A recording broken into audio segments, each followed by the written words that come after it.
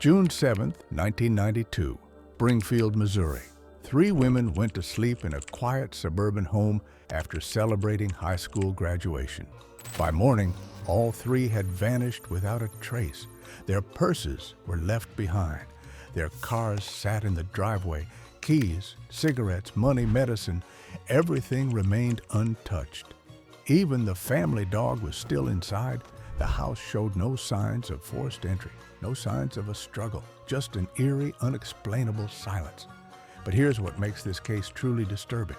Before police even arrived, between 10 to 20 people had already entered the house, cleaned up the residence, emptied ashtrays, washed coffee cups, and swept up broken glass that could have been critical evidence. The crime scene was destroyed before investigators even knew a crime had occurred.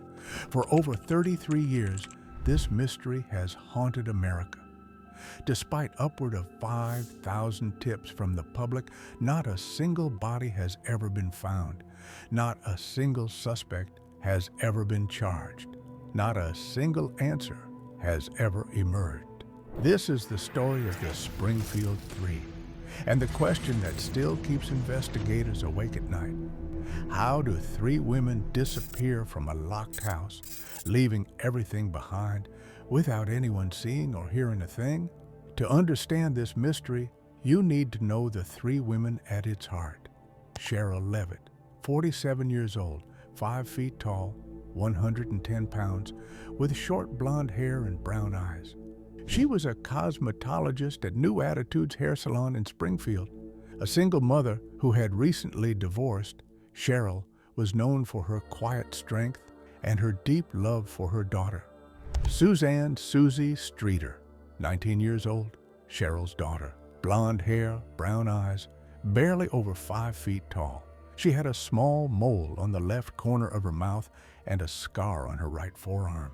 Susie was warm, funny, fashionable.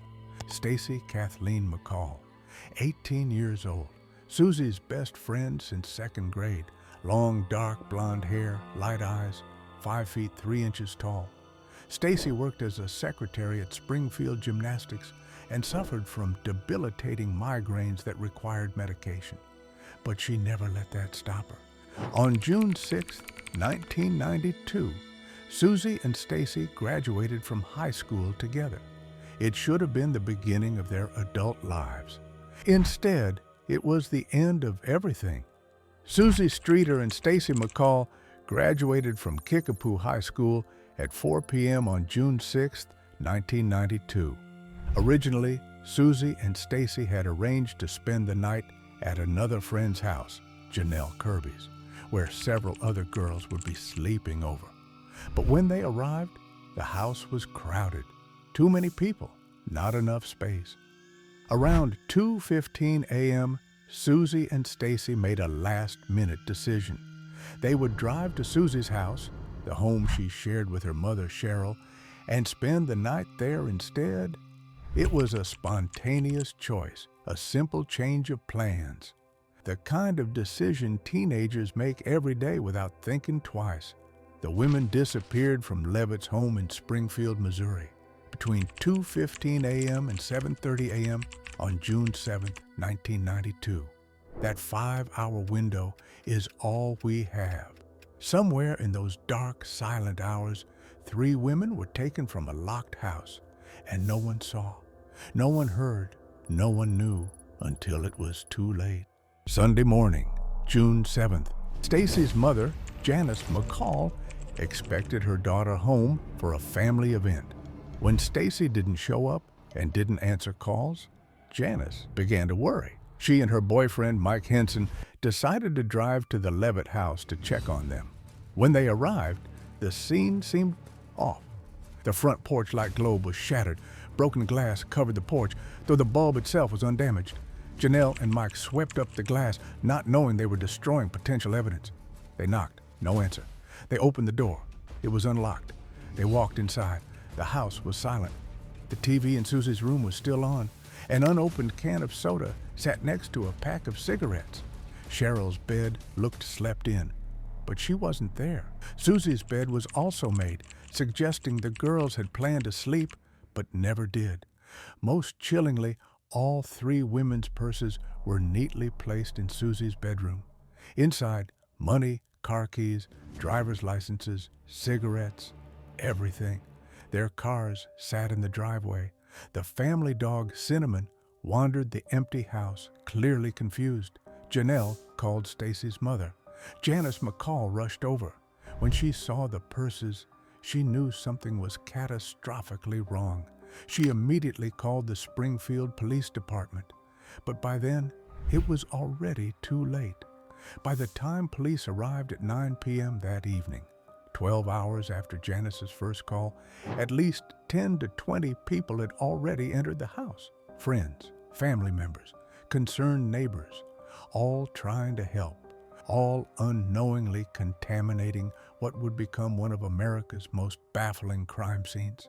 Evidence was moved, surfaces were cleaned, the broken glass, potentially the only sign of a struggle, had been swept away hours before investigators even knew there was a case to investigate. The crime scene was destroyed before the crime was even reported. When Springfield police finally processed the scene, they found something deeply unsettling. There was no sign of forced entry, no sign of a struggle beyond that broken porch light. The house looked like the women had simply stood up and walked out, but that made no sense. By June 9th, just 2 days after the disappearance, the FBI was brought in to assist with the case. This was now a federal investigation. For weeks, police conducted massive searches. They interviewed hundreds of people. They followed thousands of leads, but every single one led nowhere. The women had simply vanished into thin air. But someone knew what happened, and in the months that followed, that someone would taunt investigators with the cruelest message of all. Then a name emerged that would haunt this case for decades: Robert Craig Cox. In 1997, Cox, a convicted kidnapper and robber imprisoned in Texas, told journalists that he knew the three women had been murdered and buried, and claimed their bodies would never be recovered. In 1997, Cox, a convicted kidnapper and robber imprisoned in Texas, told journalists that he knew the three women had been murdered and buried, and claimed their bodies would never be recovered. Who was Robert Craig Cox? In 1988, Cox was convicted of abducting and murdering a woman named Sharon Zellers in Florida. He was placed on death row, but the ruling was overturned.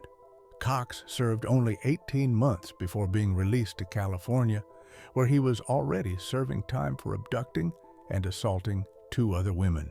Cox was paroled in 1992 and returned to his hometown, Springfield, Missouri. He was living there when the Springfield Three disappeared. Even more suspicious, Cox worked as a utilities worker, a job that would have allowed him easy access to strangers' homes. He had also previously worked at the same used car lot as Stacy McCall's father. In 1996, a reporter named Dennis Graves traveled to a Texas prison to interview Cox. When asked about the women, Cox said, "I just know that they are dead. That's not my theory, I just know that. There's no doubt about that." Graves asked Cox to elaborate. Cox refused. Cox told authorities and journalists he would disclose what happened to the 3 women after his mother died. His mother has since passed away. Cox never revealed anything. When originally questioned in 1992, Cox claimed he was with his girlfriend at church the morning after the women disappeared. She corroborated his alibi. However, she later recanted her statement and admitted Cox had asked her to lie. Cox's interview was subpoenaed by authorities and presented before a grand jury in 1996. That grand jury never handed down any charges. To this day, investigators remain uncertain whether Cox was truly involved or simply a psychopath seeking attention. But his words, "I just know that they are dead," continue to echo. In 2007, 15 years after the disappearance, a stunning new theory emerged. Crime reporter Kathy Baird hired Rick Norland, a mechanical engineer, to scan the south parking garage at Cox Hospital with ground-penetrating radar. Multiple tips had suggested the women's bodies were buried beneath the structure. Norland found 3 anomalies, roughly the same size, that he said were consistent with a grave site location. 2 of the anomalies were parallel to each other, and the third was perpendicular. 3 anomalies, 3 women, 3 bodies? The families begged police to excavate. A petition was launched urging the Springfield Police Department to dig up the parking structure. Thousands signed it. She also noted that the parking garage began construction in September 1993, over a year after the disappearances, making it an unlikely burial site. Police stated digging up the area and subsequently reconstructing this structure would be extremely costly, and without any reasonable belief that the bodies could be located here, it is illogical to do so. But here's what haunts the families and amateur investigators to this day. What if the garage was already under construction in June 1992, and police records are wrong? Cox worked as a utilities worker with potential access to construction sites. What if he had the means, the motive, and the opportunity to bury 3 bodies in freshly poured concrete? The parking garage has never been excavated. The anomalies remain buried. And the question remains, are Cheryl, Susie, and Stacy entombed beneath that concrete, just feet below where hospital visitors park their cars every single day? Saturday, June 7th, 2025, marked 33 years since the disappearance of the Springfield Three. For Janice McCall, Stacy's mother, every single one of those days has been agony. I expected her home that night, the next day, maybe a couple of days afterward, Janice said in a 2017 interview. Never in my wildest imagination did I ever think that it would be 25 years later, and I would be saying Stacy is still missing. The house on East Delmar Street still stands. It's changed owners multiple times, but for locals, it remains a haunted reminder of the night 3 women disappeared into silence. Despite processing over 5,000 tips, conducting numerous searches across rural Missouri, and enlisting help from the FBI and multiple agencies, there have been no positive leads concerning the reason for their disappearance or their location. In 1997, Cheryl Levitt and Susie Streeter were declared legally dead. However, their case files are still officially listed as missing, not deceased. So what really happened on graduation night 1992? Was it Robert Craig Cox, the convicted killer who claimed to know they were dead? Was it a random abduction by someone who saw an unlocked door and an opportunity? Was it connected to Susie's ex-boyfriend, who had recently been implicated in grave desecration? Or is the answer buried beneath a hospital parking garage, waiting to be uncovered?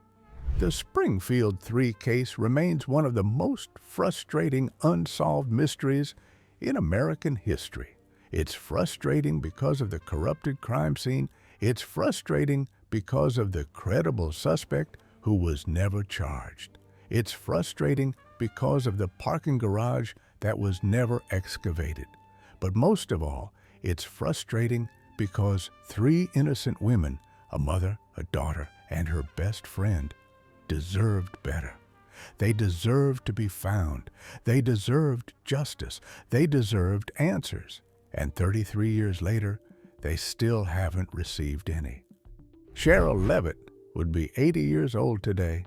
Susie Streeter would be 52. Stacy McCall would be 51. They should be grandmothers. They should be celebrating decades of life, love, and memories.